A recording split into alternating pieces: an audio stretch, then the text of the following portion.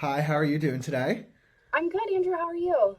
I'm doing well. So could you please just introduce yourself a little bit? Your name, the title that you have, just a short bio credentials, and the hospital that you work at. Sure. So, my name is Lindsay Henneberry. I have my master's degree in leadership and nursing. I currently work at Advocate Condell Hospital as a nurse manager. I oversee our cardiac step down unit and our respiratory therapy group. And I have been with Advocate Condell for close to 15 years. That's fantastic. So I know that you did not specifically submit yourself for this All Pro Nursing award. So were you kind of surprised? Were you excited to be submitted for this award, you and your team? Yeah, definitely. I think honored would be the word that comes to mind. It's always great to be celebrated, especially when it's resulting in patient outcomes. And it's a group award, really. It's nothing that I couldn't have done without the direct support from my peers, as well as those above me. So, super excited for the team to be recognized with this award.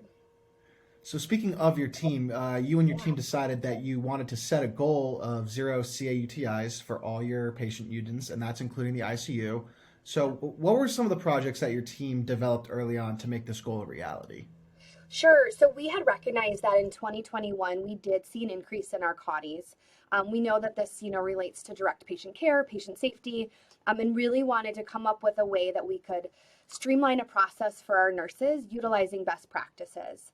So, as a team, we decided to get together.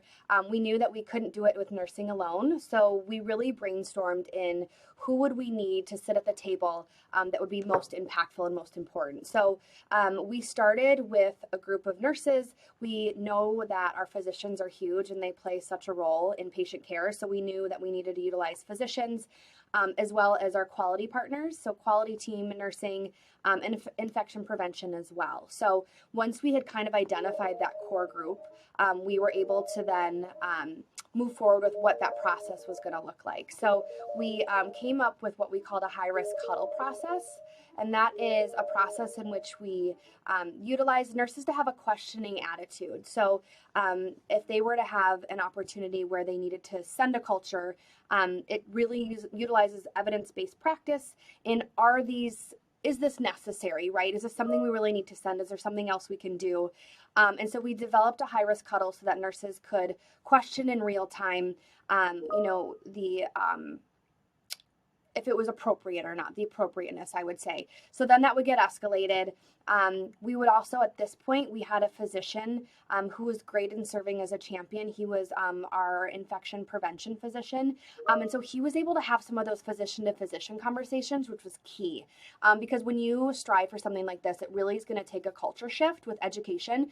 And so again, I know I've said, we couldn't have done this alone with nursing, but just really having that physician partnership was awesome. And it also helped, I think, with nurse physician relationship and builds trust, right? So we can do this together. And how do we do this in a way that benefits our patients? So I think that was a great outcome in A, getting the right people at the table, and B, really empowering your nurses, right, to have a questioning attitude and utilizing best practice.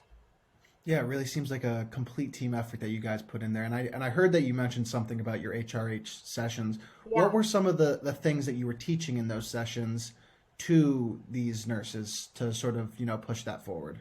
Sure. So we started with our charge nurses. We developed them as the champions, so to speak, of the high risk huddle process, the HRH. And so we went through really in depth education with our charge nurses, really starting with the why. I think it's really important to talk about why, right? So, why are we asking you to do, this little step? Showing that it is backed up with evidence based practice. And really, a lot of times when we're trying to drive results, we need to start with the basics.